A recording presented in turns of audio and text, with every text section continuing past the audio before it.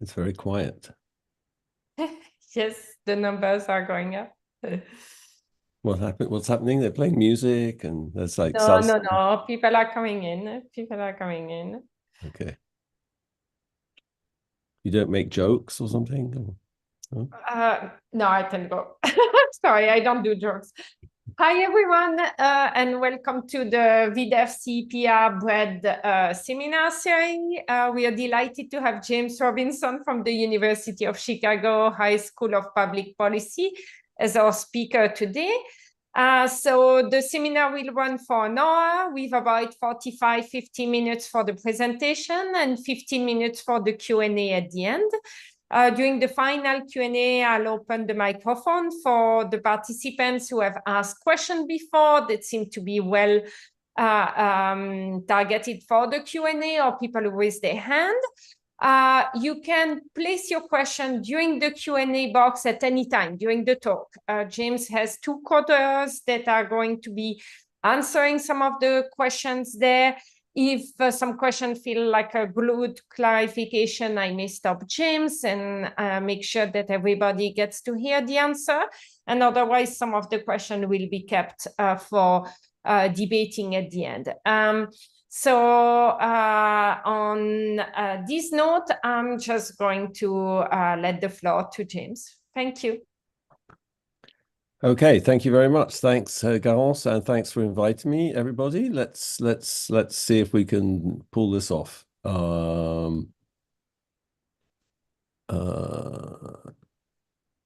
Okay. We had to practice that for hours previously. All right, thanks very much. I'm going to talk about developmental. We don't see your screen. You don't see my screen? No, you have not shared the screen. Oh, I did. Oh, really? Okay. Maybe you did full screen, but you did not. Okay. All right.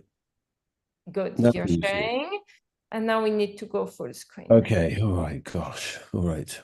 All right. Here we go again. All right. Is that good? Perfect. Okay. Perfect. Brilliant. Okay. So I'm going to talk about some ongoing research with Leander Heldring and Bohan Yang, who are both at Northwestern Business School, Med, Kellogg, and Economics Department, respectively. And this is about how developmental states work. So we're going to talk mostly about show some evidence from Rwanda, but I think the bigger set of issues is about state capacity and what constitutes state capacity. And there's a lot of emphasis at the moment on fiscal capacity and raising taxes and strategies to raise tax and tax morale and all sorts of other things like that.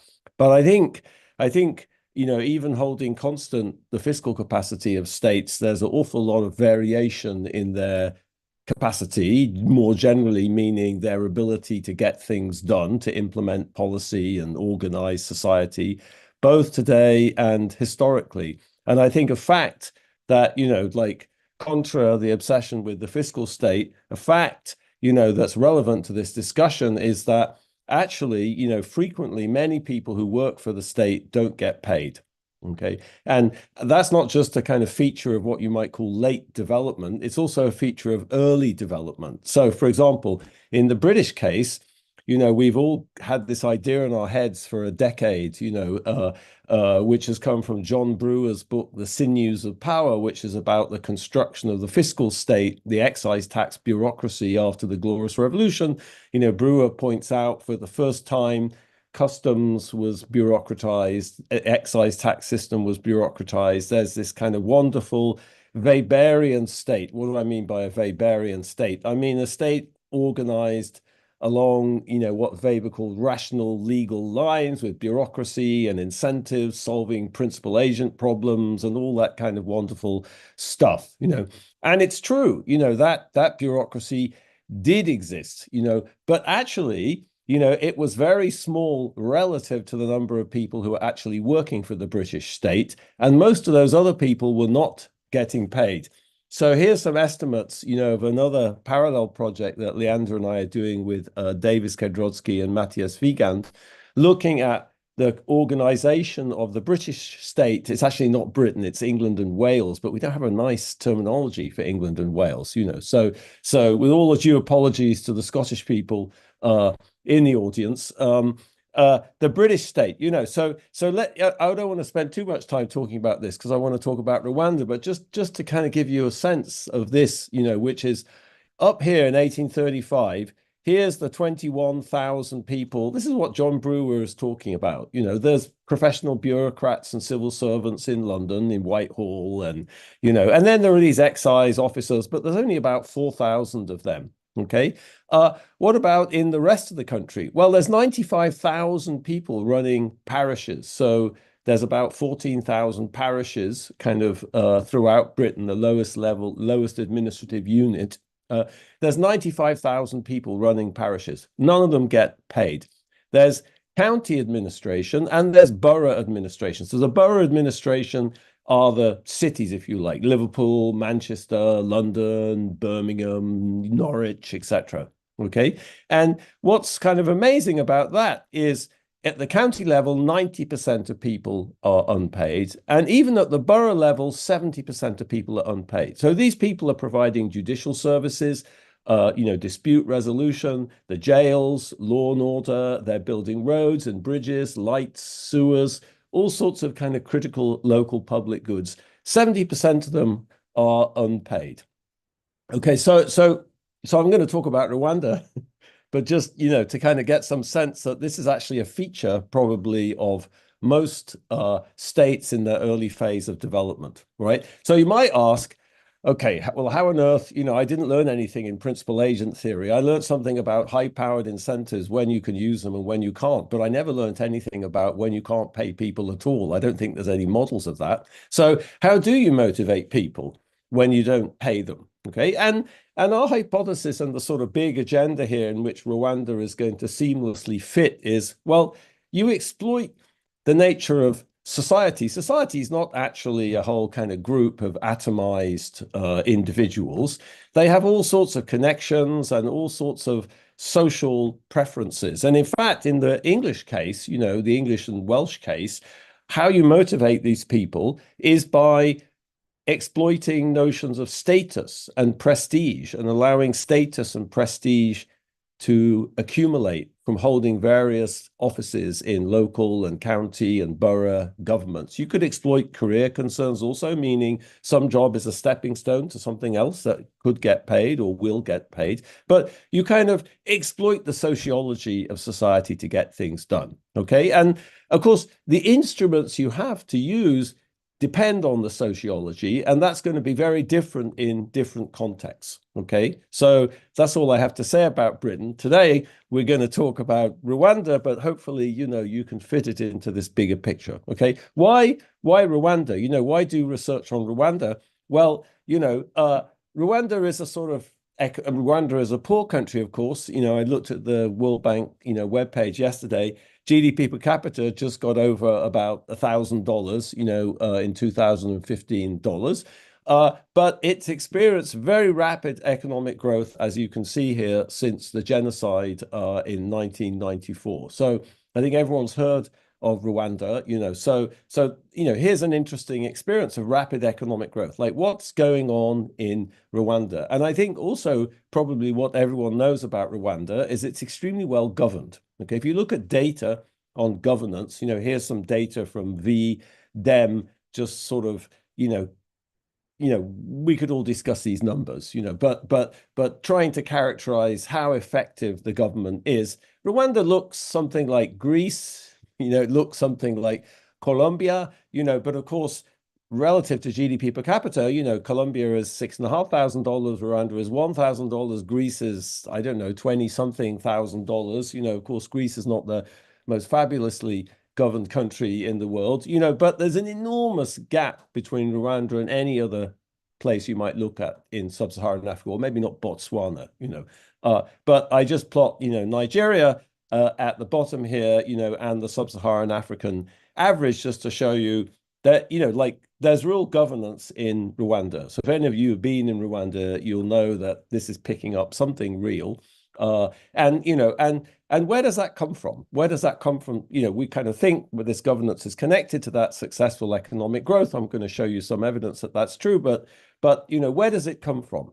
Okay, here's some evidence that, there really is good governance other than as rated by, the World Bank or VDEM, which is access to electricity. So here's something we care about as development economists. So, let's go, if you go back to 2005, it's sort of zero, basically. At the time after the genocide, Rwanda is like black, basically.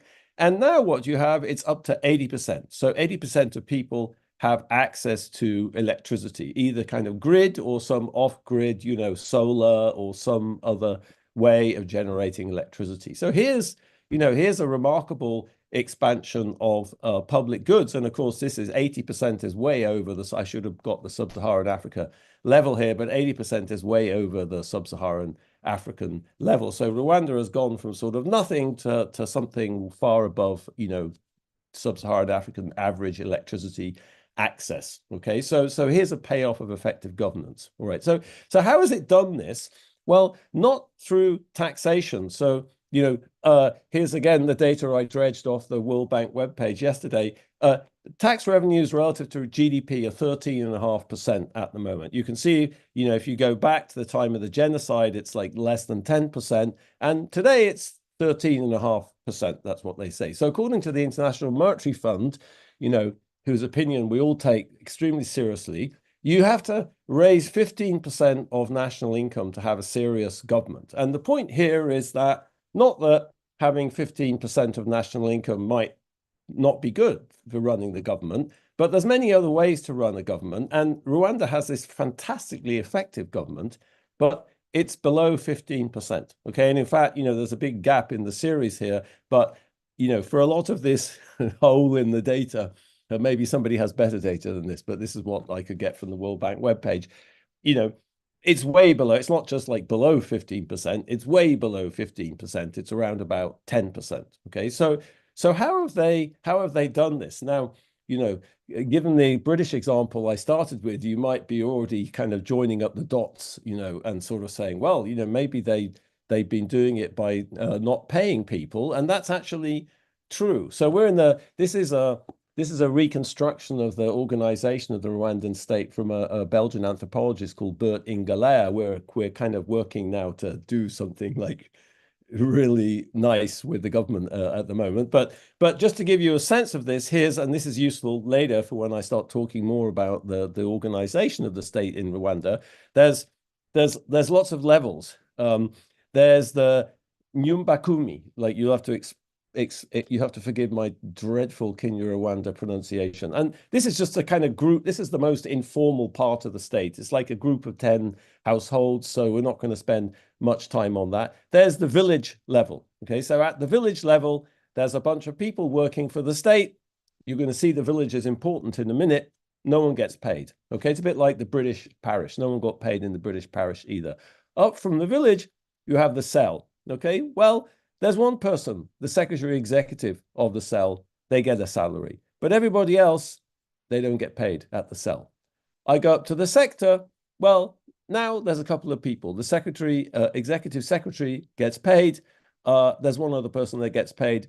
Other people don't get paid. Okay, so there's a lot of people working for the Rwandan state. So we don't know the exact number here. We're working on that. But we guess that the majority of people working for the Rwandan state are not getting paid either.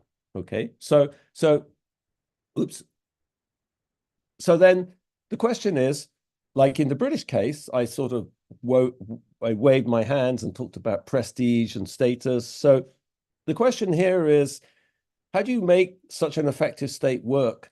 You don't have a lot of resources. You're not paying these people. How do you incentivize them? Why do they do stuff? Why do they do stuff in such a fantastically effective way that electricity provision goes from 0 to 80% of the population over that period? Okay. And so the entry point into this, our entry point is to look at the sort of biggest public policy in Rwanda, which is called Imihigo. Okay. And it's useful to know a little bit about the history of Imihigo to get where we're going to go on this. Okay. So President Kagame in 2006, he was at a meeting of mayors.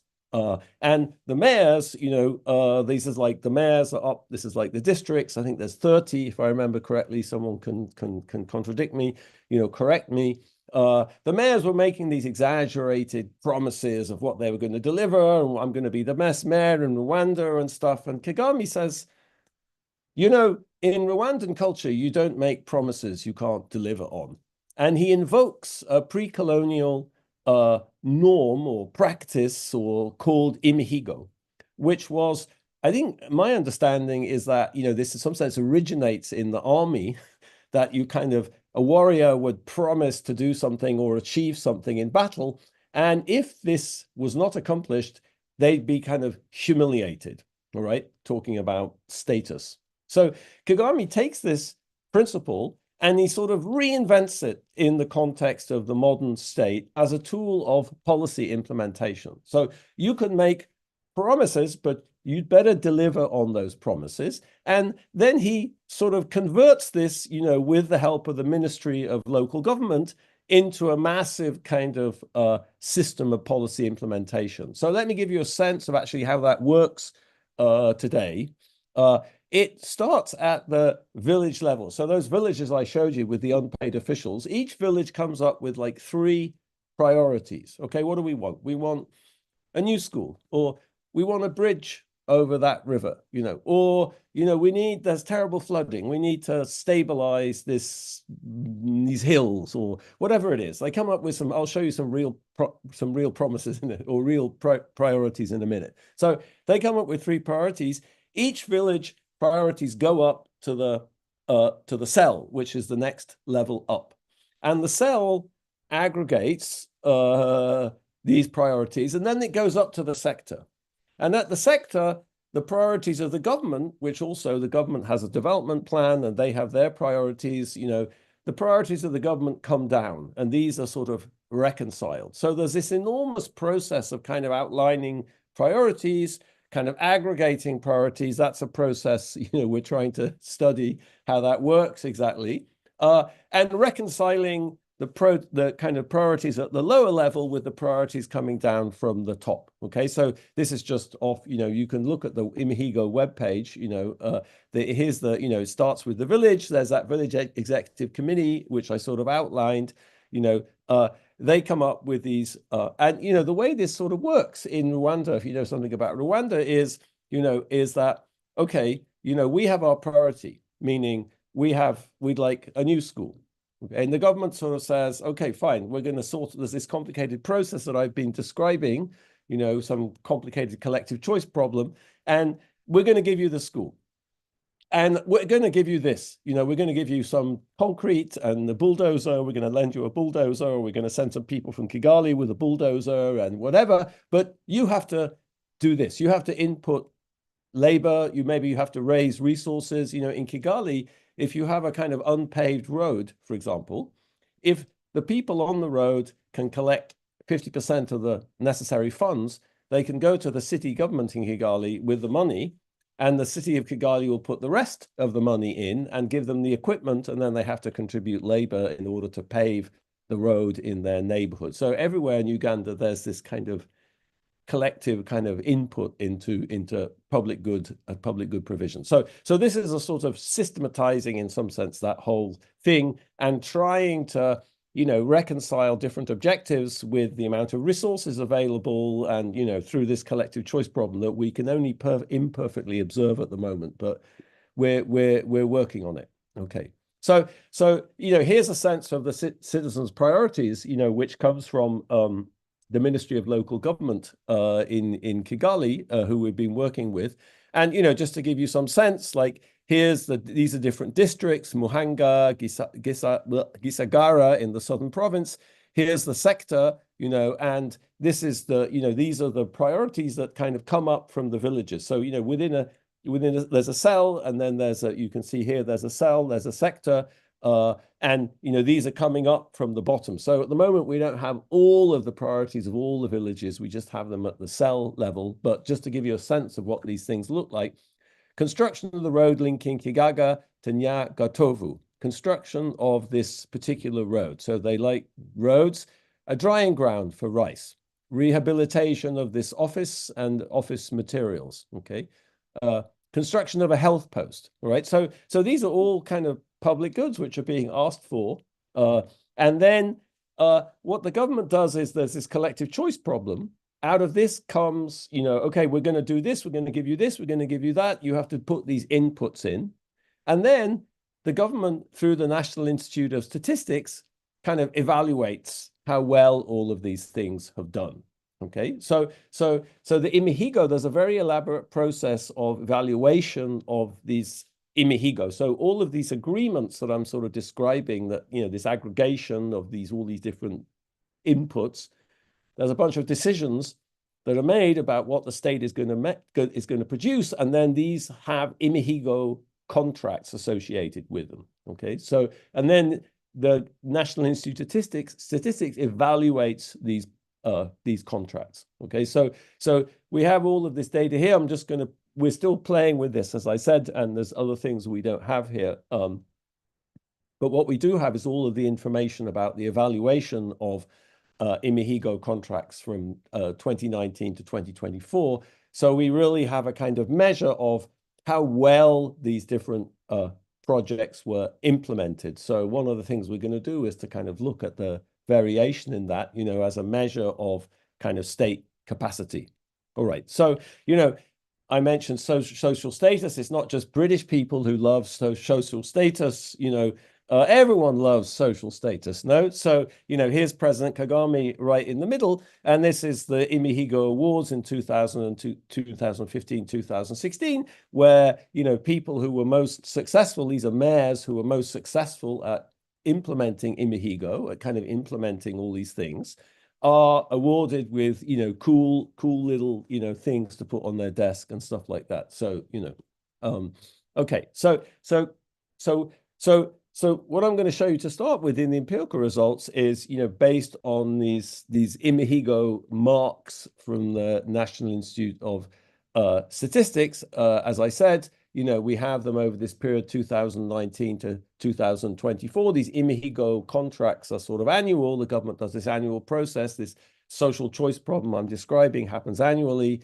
The Imihigo contracts get signed annually. And then the National Institute of Statistics has this kind of evaluation team that goes in and kind of basically marks these projects. So a mark is like something from 0 to 100, like how well was this implemented? Okay.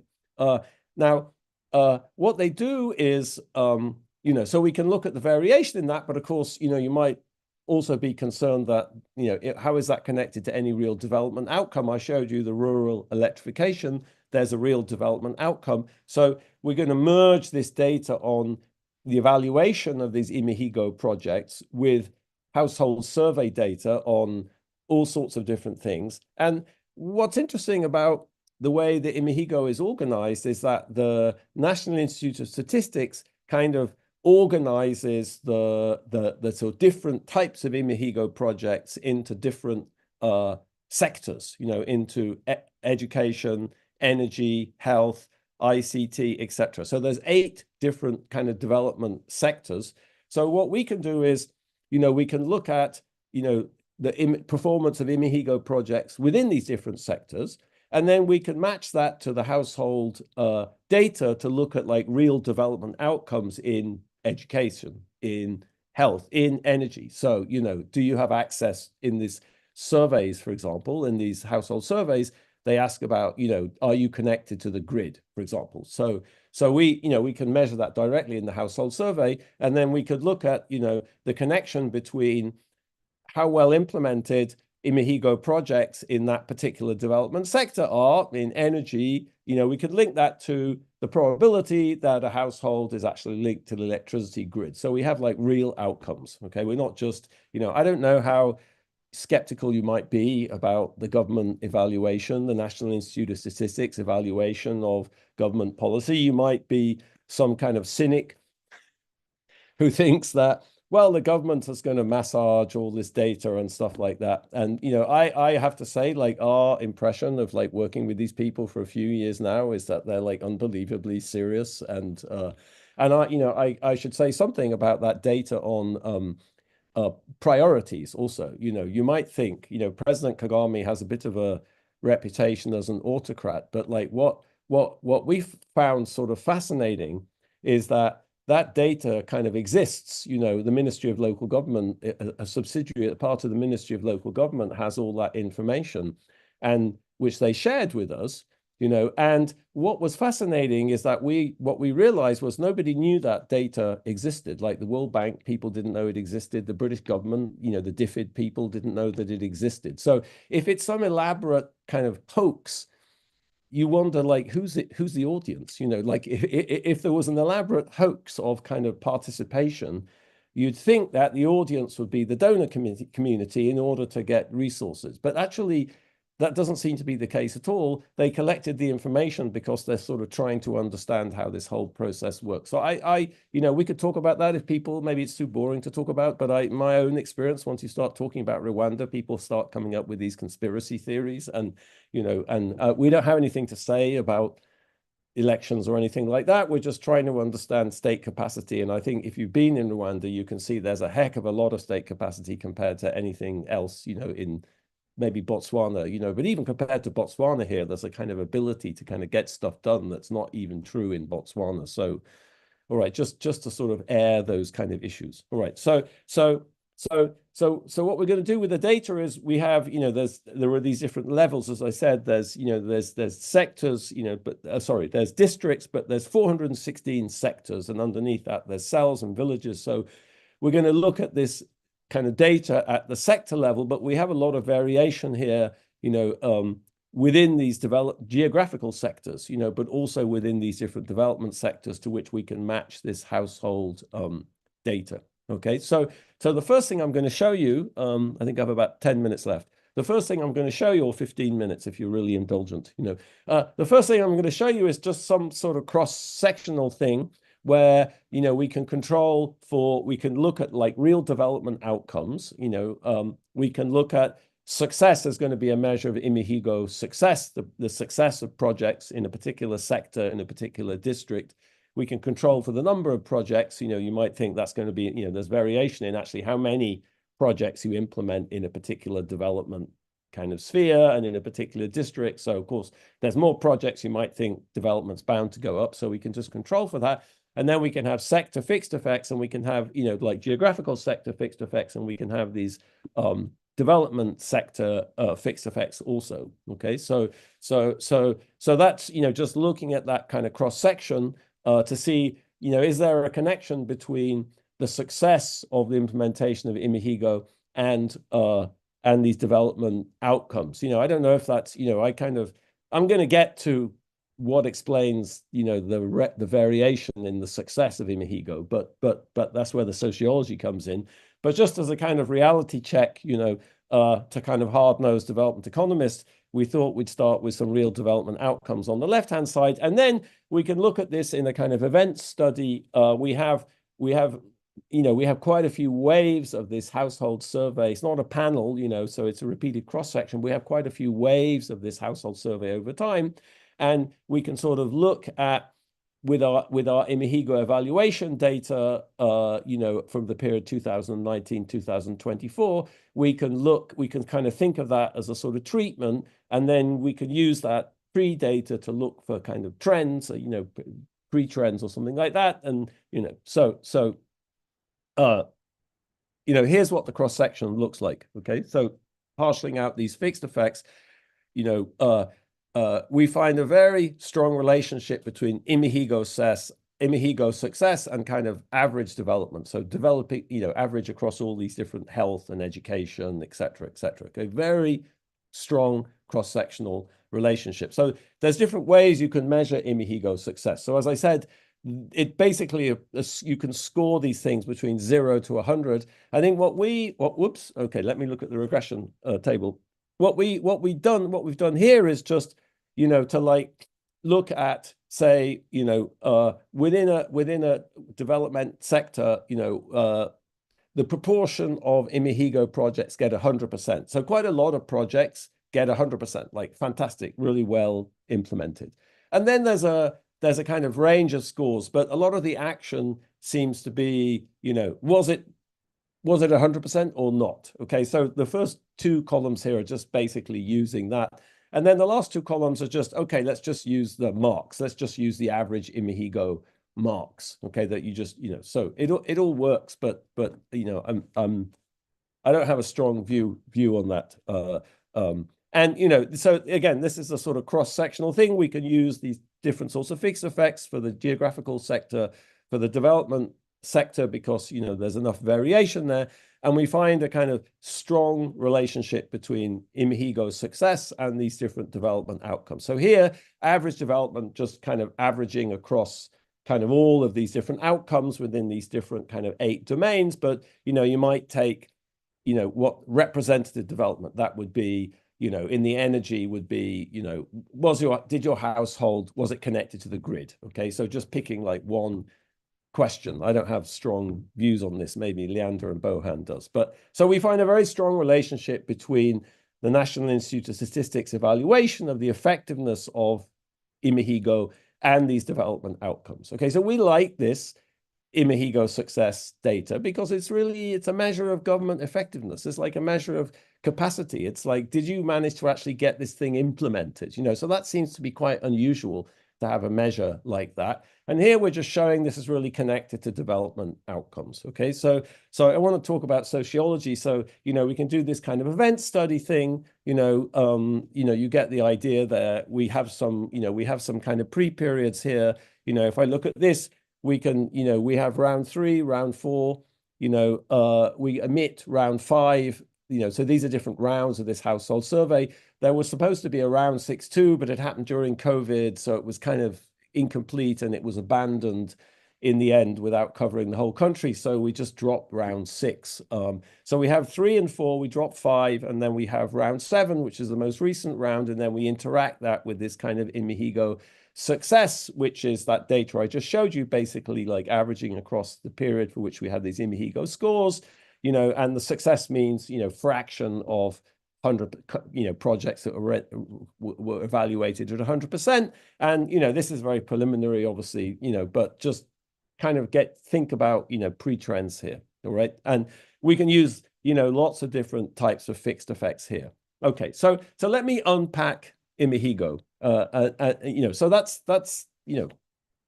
that's important, but let's get to the sociology.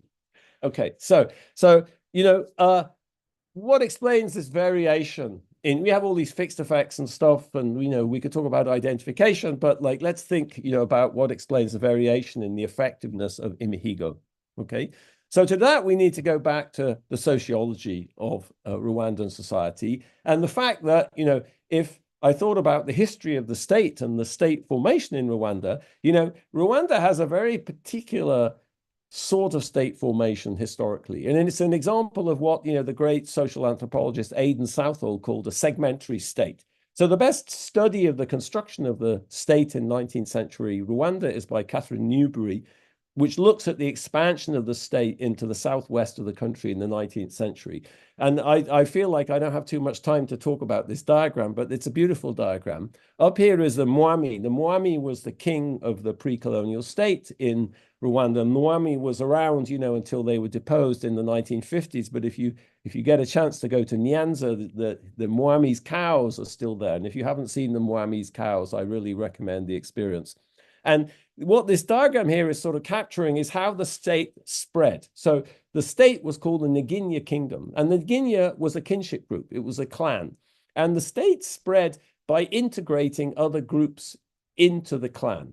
It would take kind of local states, local polities that were autonomous from the Nginya Kingdom and kind of integrate them into the Nginya clan. How did it do that? Well, basically by making them a segment in the clan. Okay, it kind of created a fictional kinship relationship so that they became part of the Nginya clan. It also, of course, marriage as a strategy for integrating other kinship groups, into the clan. And this diagram, is sort of a description, Catherine Newberry's description of how these different other alternative groups basically became integrated into the Nginya. Like here's a hill, the land of 1,000 hills, Rwanda. Here's a hill, here's what is called a hill chief.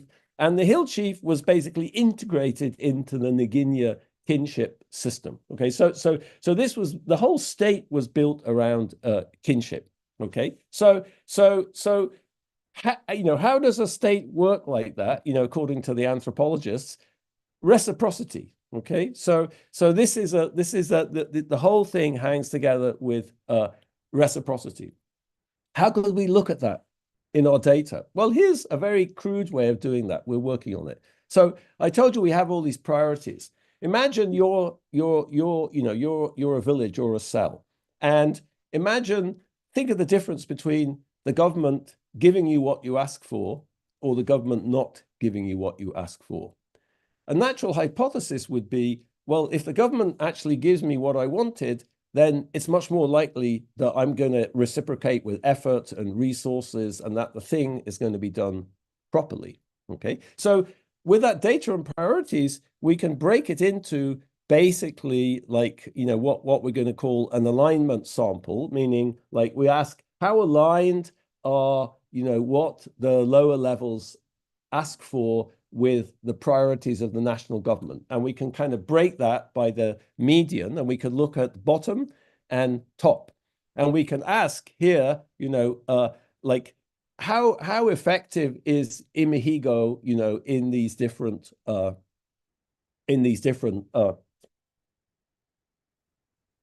these two different subsets. Okay.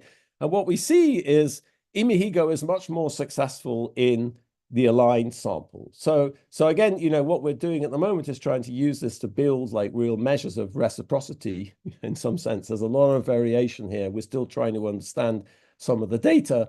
But the basic idea here is that this is going to, you expect Imihigo to be more effective, when there's more alignment, because, okay, I'm more willing, the government gives me what I want, so I'm more willing to, maybe people ask the government for what they think is appropriate, and the government is willing to put more effort and more resources into it. So, it's a kind of two-way street. So we think we can use this data on priorities to try to kind of capture, this process of reciprocity.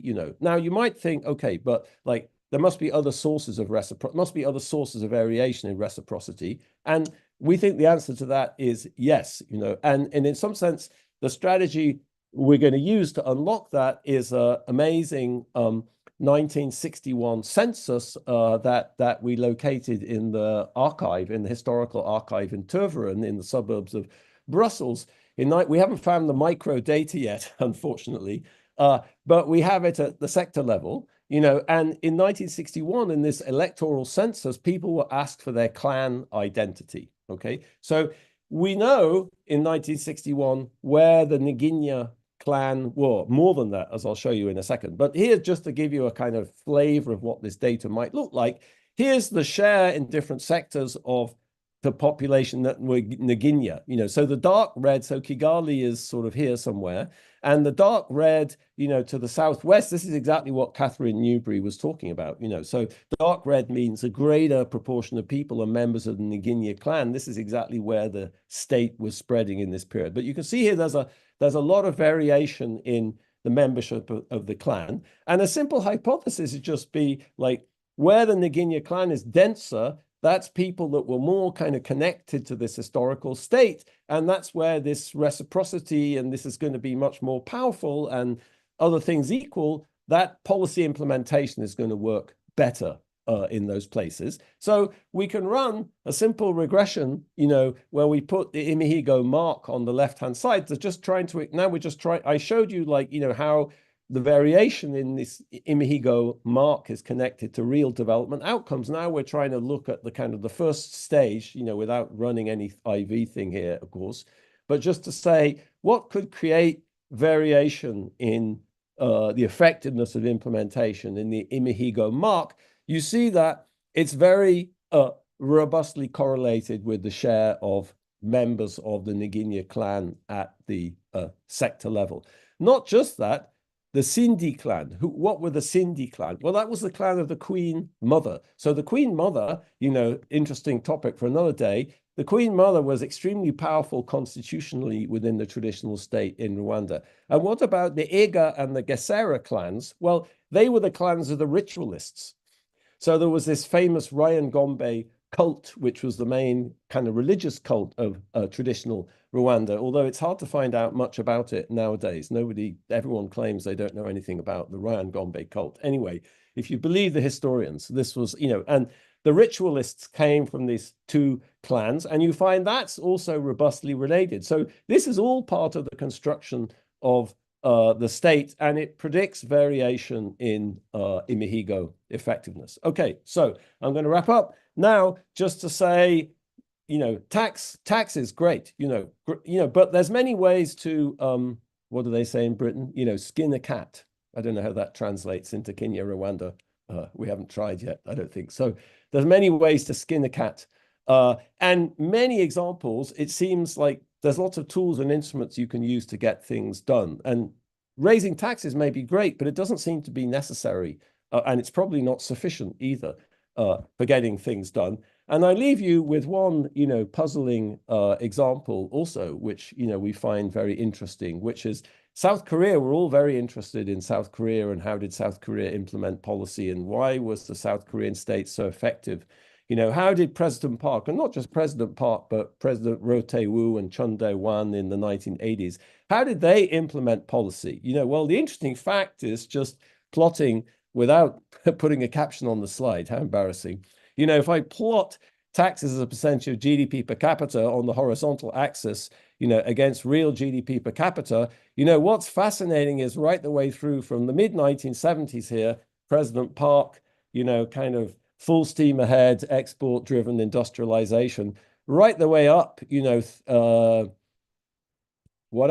years later, there's more or less no change in tax revenue as a percentage of GDP. But over this period, and it's actually below 15% also, but of course, over this period, there's enormous capabilities in terms of getting people to work and implement policy and kind of, so how did that work? I'll leave you hanging with that question. Thank you so much. Absolutely fascinating as usual. So I'm going to call Catherine Michaud-Leclerc, who had some question. Catherine, you can speak. Hi, thank you so much. Thank you so much for this presentation. I had a quick question about a little bit more the context. I was wondering how these Imihigo projects might interact with any projects, for example, any NGOs or the World Bank may have also in similar villages, and these projects might be of similar nature. So I was wondering perhaps if you have information about other projects that have been implemented by NGOs, World Bank, if they do interact with the projects that are implemented from the Imihigo project, and whether they would pay their workers related to what you said at the beginning of your presentation. So thank you so much. Okay, great. Do I answer that straight away?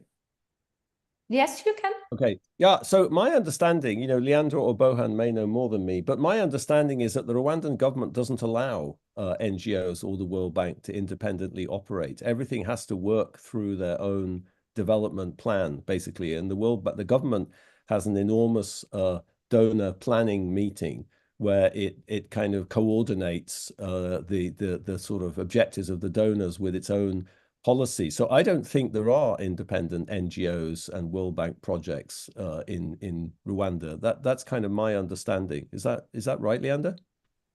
So in fact, the Rwandan government will get particular NGOs to fund the costs of particular Imihigo projects.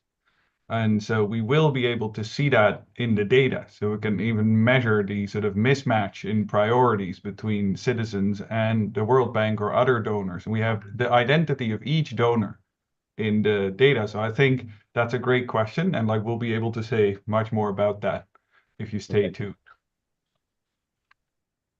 Thank you. I want to take Morit's question that is quite important, but let me find him. I have trouble finding him. Yes.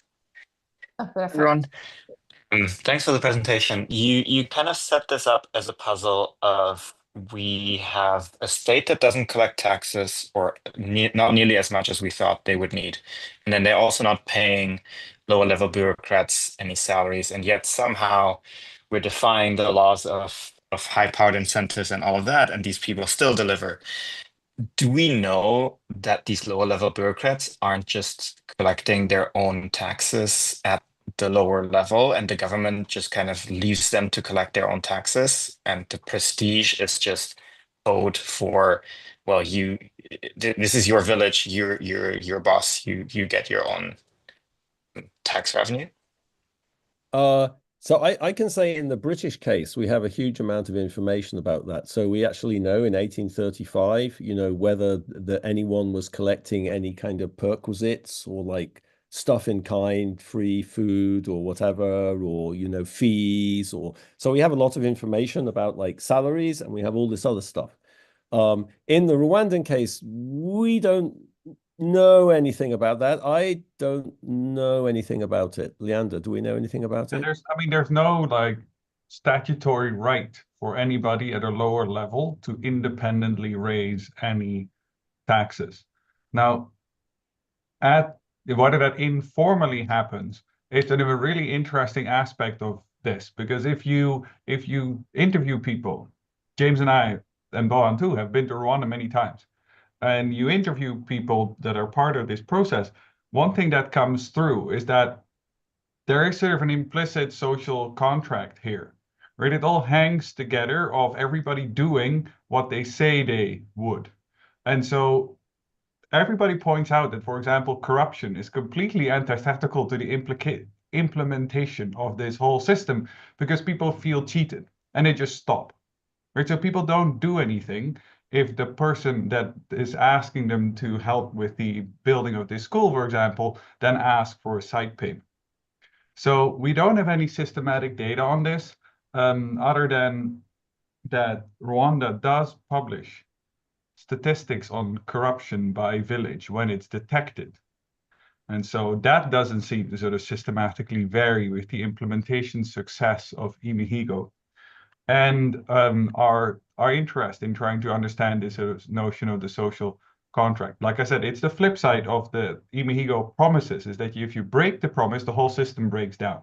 And we observe this, just the practicalities are people do this on WhatsApp, right? So you can be part of the WhatsApp group of the local groups of people that go and implement this. It's sort of very straightforward. People text each other, hey, Saturday morning, we do this. And they, like as anyone would, get outraged if they feel cheated. So of course, like in a country with 10 million people, if a side payment can happen, someone somewhere will ask for it at some point, right? We can't rule it out, and that's why we observe corruption cases. But our impression is that the whole system hangs together because these promises are made and because people try to follow through on them from both sides. Very interesting. Rajesh Ramachandran, you had a question? Yeah, hi. Yeah, fascinating. So maybe it was a bit, maybe not directly, maybe in a way tangentially related to your talk. You did talk about how South Korea was successful. I was just thinking about, how should we think about what's a successful development state, right? You did try to benchmark it in some way related to other sub-Saharan African countries, and I was thinking, is that the right counterfactual I was thinking of? If I'm thinking about state capacity, and I was thinking, did you think about Southeast Asian states that became independent, and how did they look 30 years later? How does Rwanda compare itself in its performance, if I was to think about it along these lines? Or have you thought of other ways of conceptualizing this, if that's really a model of successful state development that we want to think about as an example in some sense? Yeah, I mean, that's a good question. I guess I would say, if you look at that growth experience over the past 30 years, Rwanda is growing at, of course, it started off incredibly, it's a very, very low level, but that, of course, that's true of everywhere in sub-Saharan Africa. And I think the rapidity of that growth, the growth over the past 30 years probably compares to any kind of experience, whether it be in South Korea or China or, but that's a good point. Let me say one thing, about what the right benchmark is, which is sort of fascinating here, is that, what what the Rwandan state is sort of leveraging in order to implement policy is exactly the same thing that everybody says causes the problems everywhere else in Africa. Like if I was in Congo, talking about like, what's the problem in Congo? Like, why is the state so ineffective? You'd say, well, it's because the state is so penetrated by all these kind of social networks, and kinship structures and they're sort of that image of a patrimonial state where these social networks kind of gut the state and kind of undermine its capacity. So there the sociology is of course incredibly important, because Congo, unlike Rwanda, was never organized historically around those structures. Those structures were used to build a state in 19th century Rwanda. In Congo, they're a kind of post-colonial improvisation, but I think that image is sort of fascinating because it shows you, well, actually these networks can be used to do things. Of course, maybe the problem is more difficult in Congo and they don't have the coherence in Congo that they have in Rwanda, but I think it starts you thinking about these things in very different ways. Now, of course, East Asia, the sociology is very different. I talked about South Korea, so of course in South Korea, interestingly enough, you do have clan structures and clan systems and strong, regional identities. But actually, I think the way that social networks worked in South Korea, or the way we think social networks worked in South Korea, was actually much more based around school and university. That's what the military also was extremely, President Park, Chun Doo-hwan, Roh Tae-woo, they were all military officers. They all shared this experience of military. The military built lots of social networks. So I think, these cases you're raising are sort of fascinating, but I guess we've been trying to think of this kind of through the lens of sociology and try to think about what other countries have similar structures. Here's a great example here's a great example, another African example, which is Somaliland. Somaliland, which is, it's not really a country, but it's been independent for 35 years. How was traditional Somali society organized? Around the clan system. In fact, under the constitution in Somaliland, the whole kind of Senate is based on representation of the clans. The Gusi is based on the representation of the clans, but again, that situation is very different because economically, Somalia was a society of pastoralists, migrating around with their camels and goats, and Rwanda was an agrarian society. So it turns out, what you can use these things to do in an agrarian society is very different from what you can use these things to do in Somaliland. And in Somaliland, they do use all these networks. But what do they use these networks to do? To monitor the borders, to kind of secure the borders. Because people are everywhere with their goats and their camels, and they have mobile phones, and you can use these structures to make sure what's they called? Like Al-Shabaab don't infiltrate the borders. But you can't use that stuff to build a school or a road in Somaliland. That's just outside of the kind of scope of the social contract. But in Rwanda, you can do that. So I think, these comparisons are kind of fascinating, and we should say more about that. Let me just follow on that with one thing, which is that I think James should correct me, but I think we think about this sort of way of organizing a state by tapping into society's sociology when you don't have the money to run the modern state as something that happened in England, happened in Rwanda, may have happened in Korea, and we do think that it's part of a development experience, in part because if you look at what happened in England subsequently, or in America for that matter, America used to be run like this in the early 19th century as well. You see that the famous big civil service reforms, in England and in America, and for that matter in Germany or anywhere in Europe, they were only implemented after these countries got rich. Right? So England doesn't reform its bureaucracy that delivers public goods to people until the 1890s and even 1900. America doesn't do that until the late 19th century either. And we believe that that's in part because it costs so much money. Right? So we think that a state organized along this margin is part of the early development process. And at some point, of course, you would like to run the modern state, but you can for a while.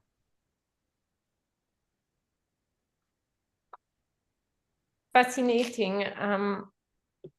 I'm curious about, so when you're talking about all this, I'm even curious about what happened in modern America. So I know that we have ward election. Are the ward elected people, are they paid? I'm not sure.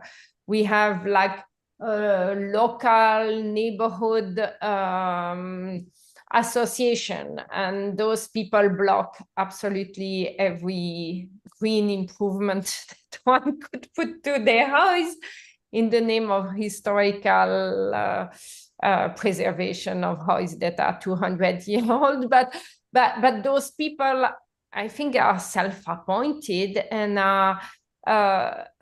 they're not paid, but they become de facto an important, like anything that is going to have to be done in the neighborhood will have to go for them. I don't know if the distinction is whether they get a budget or they don't get a budget. Like I was trying to think about the difference about, like, even in an organized state, we have a lot of like non-paid members that are de facto contributing.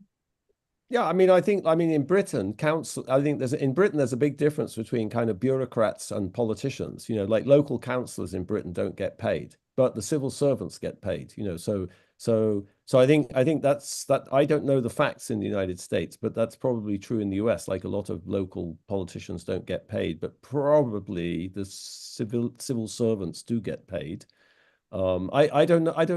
I agree. I don't know if that bolsters or undermines our argument. I think I'm going to interpret it as bolstering our argument, you know, that actually this is much more prevalent everywhere than you thought it was, including in kind of more organized, you know, but we should know what the facts are in the US. And I suspect it probably varies state by state, actually, also. It may well vary state by state. Yeah. I mean, we are not even a state. Let's not go there. Yes. So I think we are exactly on time. So thank you for this fascinating talk, and see everybody in 2 weeks. Thank you very much. Yes, and I'm sorry I can't hang out, but I have to go and do something else. Oh my gosh. Yes. Thank you. Totally understand. Yes. Thank you. Thank you. Thank you so much. Bye-bye.